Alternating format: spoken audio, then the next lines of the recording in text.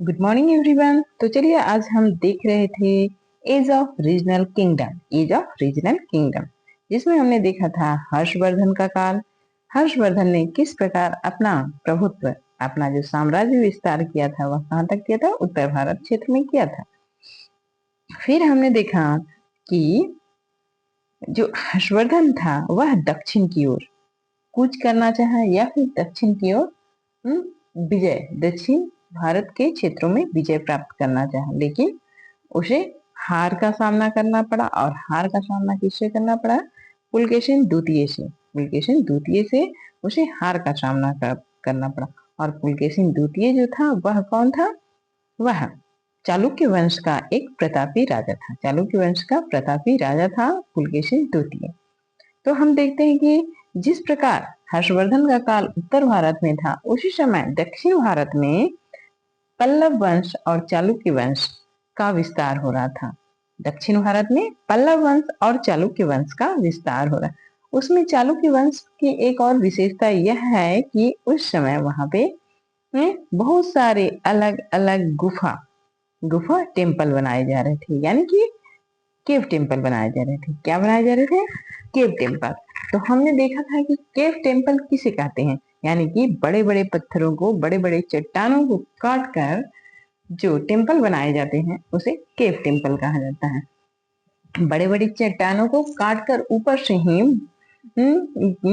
बड़े बड़े जो एक पहाड़ों का जो एरिया होता है उसमें उन पहाड़ों को काट कर एक मंदिर का शेप दे देना या गुफा के अंदर मंदिर का शेप देना, उसे केव टेम्पल कहा जाता है। जिसका एक जीता जागता उदाहरण हमारा अजंता एंड एलोरा की मंदिर है। अजंता तथा एलोरा के मंदिर है। पिक्चर ऑफ अजंता के, जिसमें पुलकेशिन द्वितीय का एक पिक्चर भी बना है, जिसमें वह क्या कर रहा है?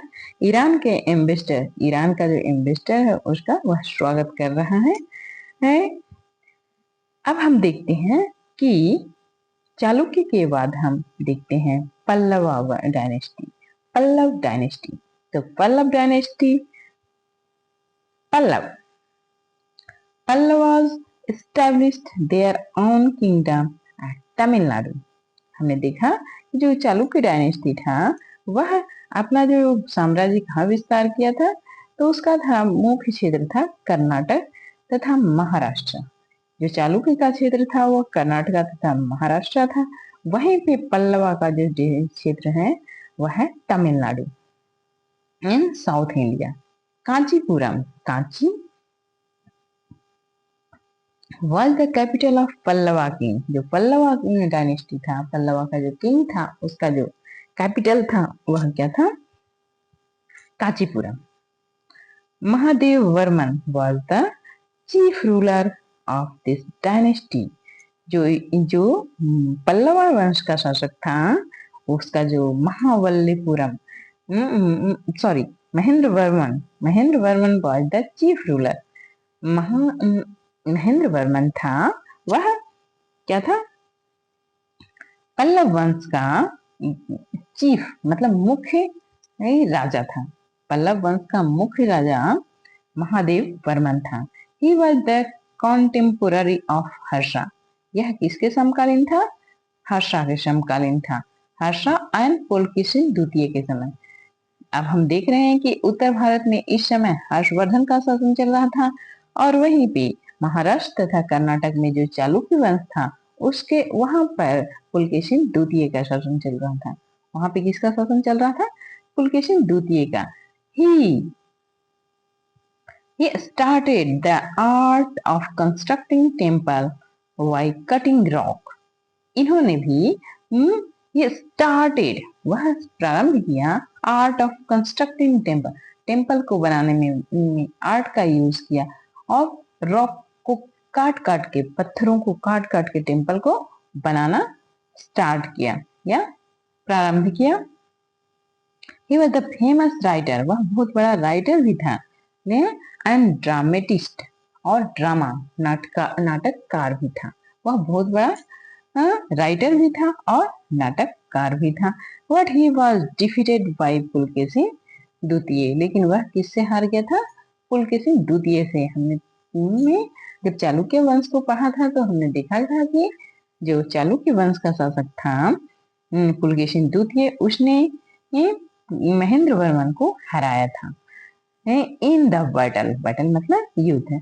हिज सन नरसिंह वर्मन, लेकिन महेंद्र वर्मन का जो पुत्र था Narasimha Varman, who was also famous ruler, वह भी एक प्रसिद्ध राजा था।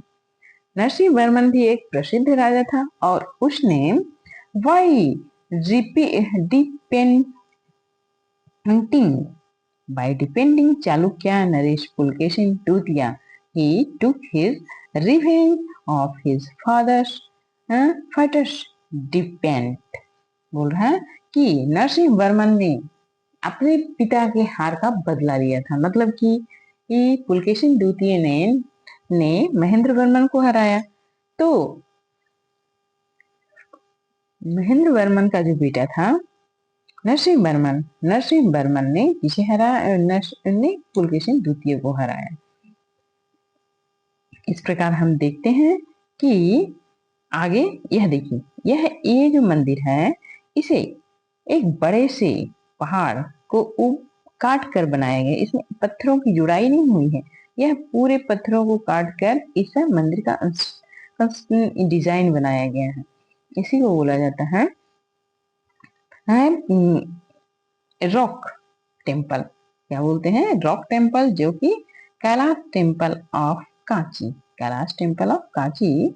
यहाँ देखिए, early the Pallava ruler use the follow Jainism.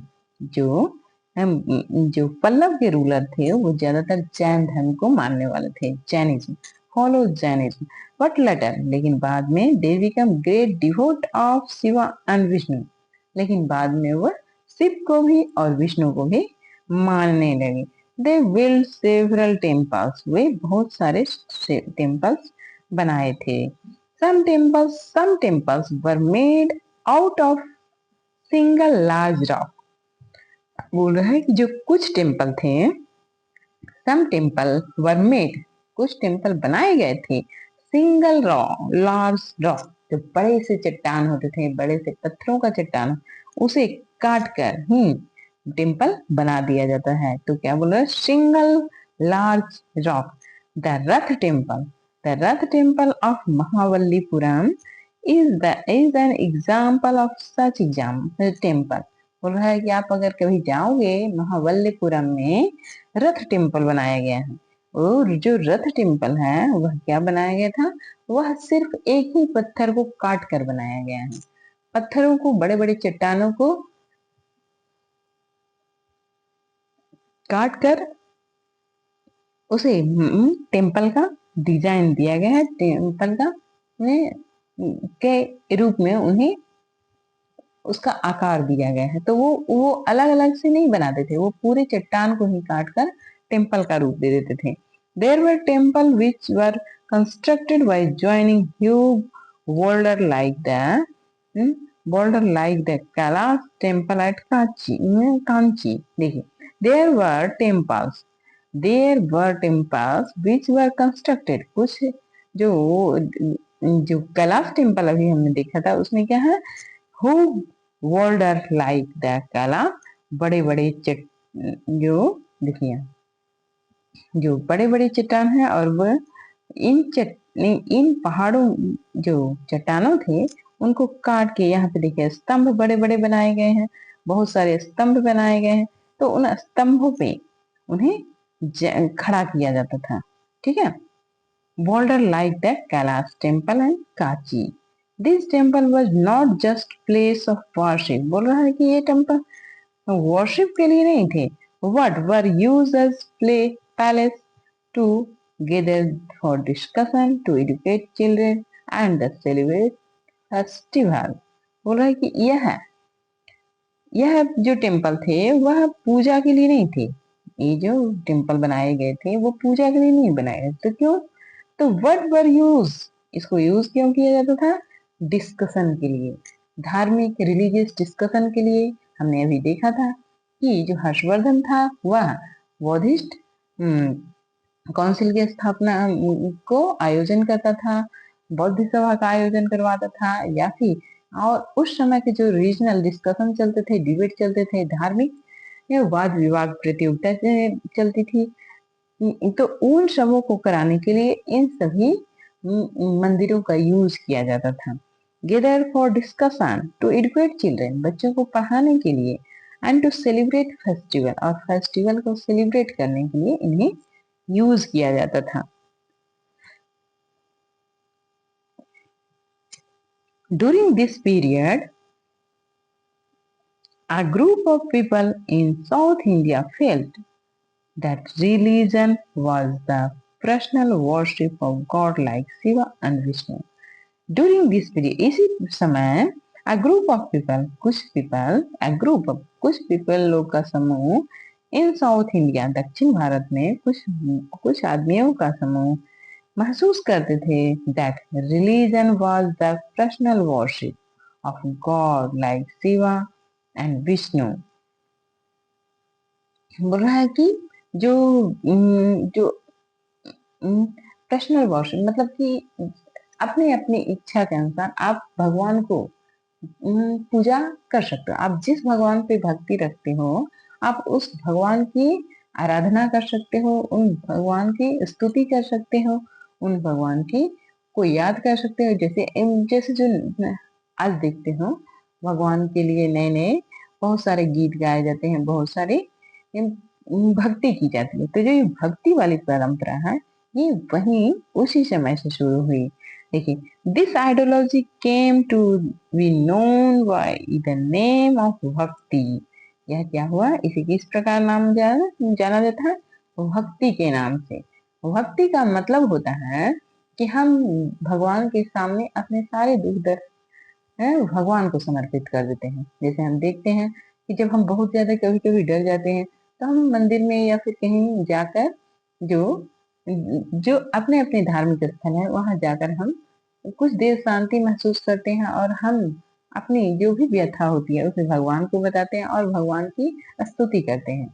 तो उससे हमें लगता है कि हमारा जो दुख है, दर्द है, वो समाप्त हो जाता है। तो उसी को बोलते हैं भक्ति। उसे क्या बोला जाता है, भक्ति।